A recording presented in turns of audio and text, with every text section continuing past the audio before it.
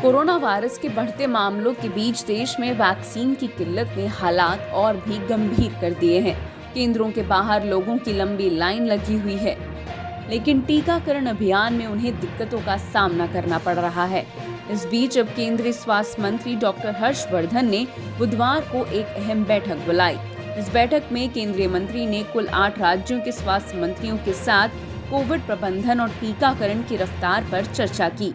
बैठक के बाद केंद्रीय मंत्री ने कहा कि भारत सरकार की प्राथमिकता वैक्सीन की पहली डोज ले चुके लोगों को दूसरी डोज प्रदान करना है। केंद्रीय मंत्री ने देश में वैक्सीन की उपलब्धता बढ़ाने की बात करते हुए कहा कि मई के महीने में 8 और जून तक वैक्सीन उत्पादन 9 करोड़ तक हो सकता है।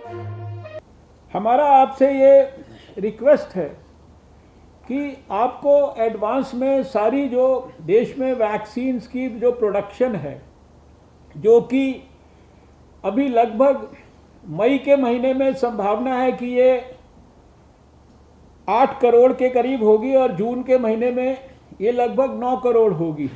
साथ ही उन्होंने ये भी कहा है कि देश में टीके की कोई कमी ना हो, इसके लिए सरकार ने टीका बनाने वाली विदेशी कंपनियों को अप्रूवल दे दिया है। बता दें, फिलहाल सरकार ने रूस की स्पुतनिक वी वैक्सीन को मंजूरी दे दी है और इसी प्रोडक्शन को साथ में रैंप अप करने के लिए भी भारत सरकार कंपनियों को जहां एक तरफ सहयोग कर रही है, दूसरी तरफ आप जानते हैं कि जो विदेशों में वैक्सीन्स बन रही हैं, जिनको अमेरिका में FDA ने अप्रूवल दिया, यूरोपियन यूनियन ने अप्रूवल दिया, WHO ने अप्रूवल दिया, उन वैक्सीन्स को भी भारत सरकार ने, चाहे वो वैक्सीन मैन्युफैक्चरर्स अपने देश में वैक्सीन्स को बनाए, चाहे भारत में आकर वैक्सीन्स को बनाएं, उनको भी इमरजेंसी यूज ऑथराइजेशन दे दिया गया है।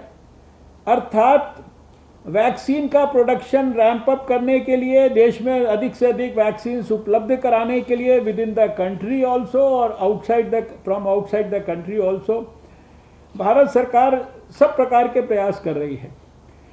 लेकिन जितनी vaccine eight a particular time in a particular month available है, उसकी एक लिमिट है। बता दें, 1 मई से 18 से 44 साल के लोगों के लिए टीकाकरण अभियान के बीच दिल्ली, महाराष्ट्र, कर्नाटक समेत कई राज्यों में वैक्सीन की किल्लत के चलते ये अभियान धीमा हो गया है। दिल्ली में कोवैक्सीन न पहुंचने के बाद कई सेंटर्स बंद हो गए हैं। महाराष्ट्र में कई दिनों से वैक्सीन की कमी बनी हुई है।